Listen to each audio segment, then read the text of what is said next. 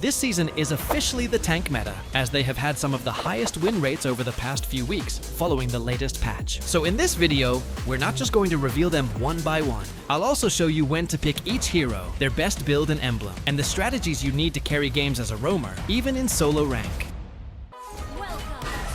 We'll start with Marcel. He has the highest win rate in the game right now, and is currently the second most banned hero. Marcel's gameplay is really interesting, because all he has to do throughout the game is get close to enemy heroes to abuse the effects of his passive. Marcel freezes nearby enemies, deals true damage, and gains a shield whenever his passive activates. So all you have to do is abuse it every 12 seconds. And since Marcel's gameplay is aggressive right from the first few minutes, there's a high chance you'll get punished if you overcommit. Let's say. But that's fine. I actually did that on purpose to show you that even if we fall behind early, we can still carry the game as a roamer. Then love. One thing to note is that Marcel's skill 1 was changed from an immobilize to a slow, which upset a lot of players because they thought it would push him out of the meta. But in return, the damage was increased, so it's actually a fair trade. They almost doubled the damage in the late game, and the bonus damage that scales with Marcel's total physical defense and magic defense was also increased, which is a very fair trade, considering Marcel is one of the fastest heroes at stacking Thunderbelt. And having the highest damage despite being a tank is honestly really broken, considering a tank's job is to engage fights, protect the team, and not become the team's main source of damage. Another big reason behind this is Marcel's Platinum Snap, as the true damage it provides contributes a massive amount to his overall damage, especially if you can activate it consistently. Don't be rude, Kamal. Those allowed. Yes. It also triggers attack effects, so you won't have a hard time stacking Thunderbelt. All you have to do is get close to enemy heroes, and Thunderbelt will activate as well. Quantum Charge and Concussive Blast also work with Marcel's passive, making them better choices as his core talents. Pair them with a movement speed emblem setup, and talents so you can close the distance and reach your targets faster. Marcel's ultimate also got nerfed, reducing its duration from 3 seconds to only 2 seconds and lowering the projectile damage by 50%. It's a huge nerf to his ultimate, but honestly, I don't really mind it because, for me, Marcel's bread and butter are still his passive, skill 1 and skill 2. I mean, look at this. We were behind a moment ago, but now we're ahead, and all we did was get close to them like a Snatcher Serecto.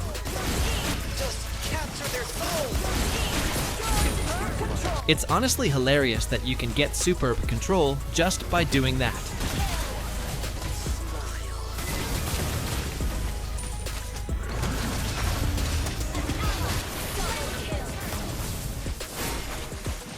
Remember that skill 1 will stay behind when you dash or use the second phase of your skill 2, just like this. And sometimes, smart players know that Marcel will always try to get close, so they immediately use their stun to stop or trap him, especially under the tower, just like what Beleric did here. There are some heroes that I really hate facing because they can stop me from getting close, like Vexana's skill 1, Clint's skill 2, and heroes with long duration stuns. Beleric tried to pull off the same trick again, but this time it didn't work. And again, he tried the same thing, but he didn't anticipate our passive. One of Marcel's biggest weapons is the freeze effect, which can delay the enemy's skill casts. And the most annoying part is that the skill will only cast after the freeze ends, which is already too late by then.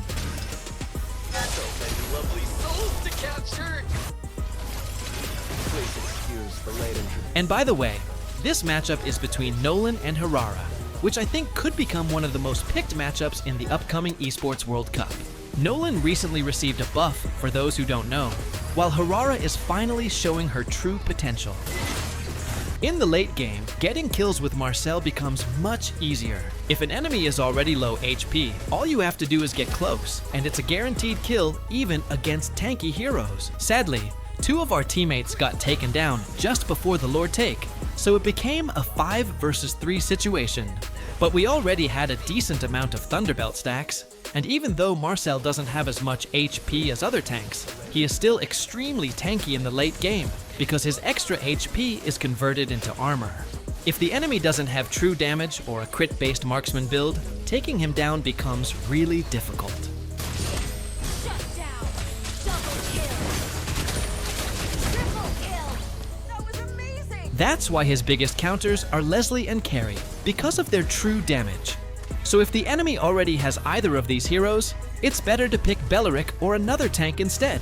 We still have one more game with Marcel later, so if you want to see more gameplay, just keep watching. See that? We ended up with the second highest damage, next to Hirara. Now the next one is Belleric, but since someone picked him in the EXP lane, Minotaur is another great meta tank option today. We're going to use the support version with Favor as the roaming blessing, Revitalize as the battle spell, and Holy Locket as one of our core items. By the way, for those who don't know, all roaming blessings, whether green, red, or blue, can now gain gold and XP from reveals, gain rewards from dealing damage to enemies, and also share XP and gold from minions.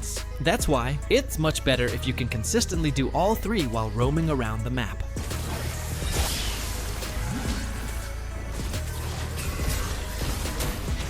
By the way guys, if you're looking for affordable diamonds, top up here at Richmond Shop because their diamonds are super affordable. Just click the link below and you'll be redirected to their main page. They have affordable weekly pass and diamond packages that you can choose from. The good thing is you can pay using Gcash. Just enter your ID and server, then proceed to payment, and that's it. What are you waiting for? Top up now! So we're just going to give them a few kills to help them get a better start, just so we can really say we're at a disadvantage and still carry the game. Kidding aside, this part is crucial for you guys to make a comeback. Since all your lanes are losing, and the enemy jungler is ahead in level, they can easily invade your jungle. And as a tank, your job is to check if your jungler is struggling, and try to stop or reduce the pressure coming from the enemy. Okay. And luckily, we are using the healer type Minotaur here, which helps reduce the pressure from the enemy's aggression. We also have a counter setup against Ling, so even though Ling received a buff, he can still struggle against heroes like Minotaur, who provide healing, extra defense, and a strong engage. We also have a counter set ability against Gwyn, which can disrupt enemy setups. It clearly failed here, but the first skill still connected, which she didn't expect. Not to mention, we also have Belleric, which completely answers the Ling pick. That means Ling really needs to snowball early, because if he fails to build a lead, the game will become extremely difficult for them. It only takes one fight to turn the tables around, and that's exactly what happened because of our great team composition and the correct hero picks. Sometimes, it's not about picking the meta heroes, but choosing heroes that can answer the enemy's picks. Gwyn is actually a really difficult hero to deal with, which is why picking a tank EXP laner is a genius decision. Also, picking a fighter jungler here was a high IQ decision. We're now the ones controlling the game, and I don't think Angela and Selena have enough to protect their jungler anymore. At this point, the game is heavily in our favor.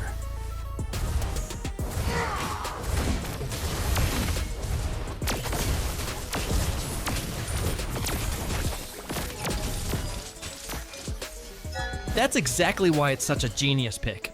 Even if Guinevere catches you with her full combo, it doesn't really matter. She'll also have a really hard time finding a good angle to engage, because there's a tree and a cow blocking her. With this Minotaur build, just check the post-game results. The key is to play the UBE strategy by staying grouped together, just like an Estes lineup. The enemy can't really do anything against it, especially since Selena becomes almost useless against UBE. This Minotaur build is at its strongest when you play the Uba strat. Stay grouped with your teammates, force a team fights, and let your healing and crowd control do the work. Now we've got Belleric. You might notice that I always go here under the tower to deny the enemy roamers reveal XP, and it's been pretty effective. I've actually been doing this since game 1. So, quickly clear the mid lane, check which buff the enemy jungler started with, then rotate to the gold lane and try to force his flicker. That's all you need to do as a roamer. And if you ask me, Belleric is one of the strongest tanks in the meta right now for solo rank. It's not just because the assassin meta is making a comeback and he's the perfect answer to it, but also because he can solo kill almost any marksman, which is a huge reason why he's so strong. We're just going to stay consistent first and give them a free kill at the start so they can get an early lead. If you notice, it's Atlas versus Beleric. I actually think Atlas is still a great meta pick right now, and we even included him on this list. What annoys me though, is that he won the Reforge Your Legend event, yet he only just became meta again. I honestly don't know what the voters were thinking. The winning hero isn't getting a skin, guys. The winning hero is getting a revamp. He's even starting to get picked in the pro scene, so it's honestly disappointing that he's already getting a revamp. Personally, I think Barats or Diggy would have been much better choices since they barely see any play in the pro scene anymore. Hopefully, Moonton sees this video and reconsiders the result. Anyway, I'm still giving them a handicap so they have a better chance of winning. Now let's see if we can win this 2 versus 1, even though we're a bit behind in both level and gold.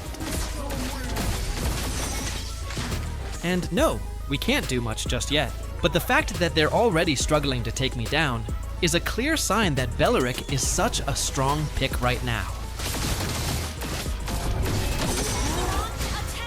So let's give them another free kill so they can get a little stronger.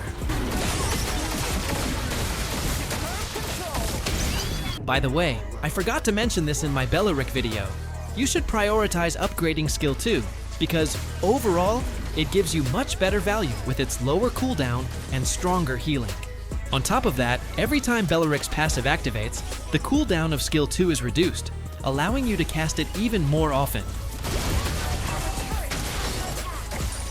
The fight is getting messy here. I can't get close to my main targets, Layla and Pawpaw.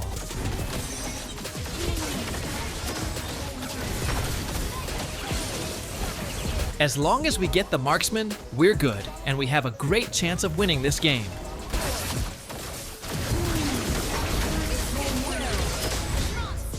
The only marksman that can really counter Beleric is Carry with a fighter build, especially if she has a healer like Florin.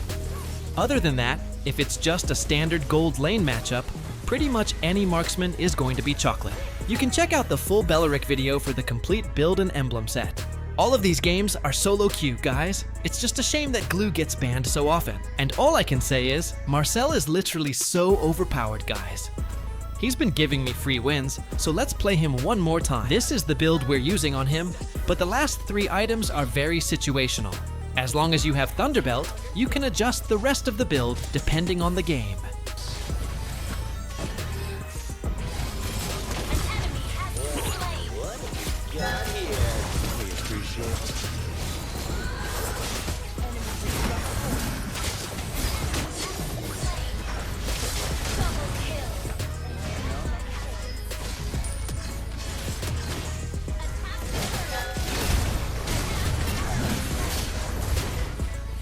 Gord is another good counter actually, because he also deals true damage.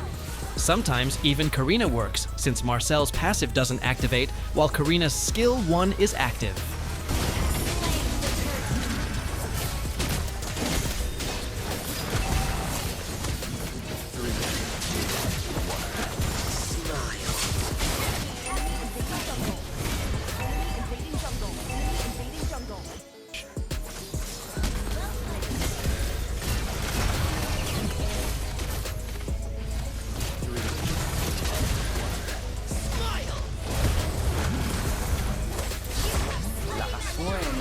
Our Lilia played really well here. She practically carried this game.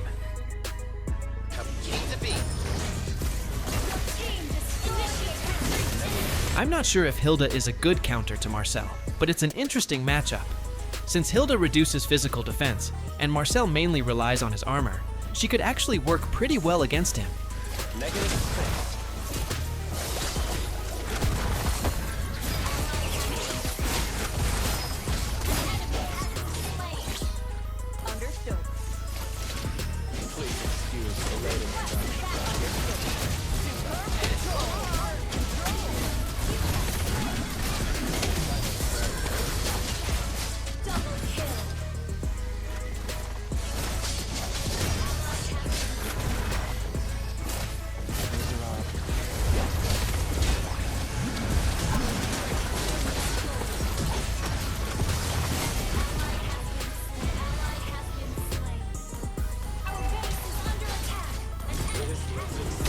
We almost lost this game, but thanks to Lilia, one of the best defenders in the game, they couldn't end it.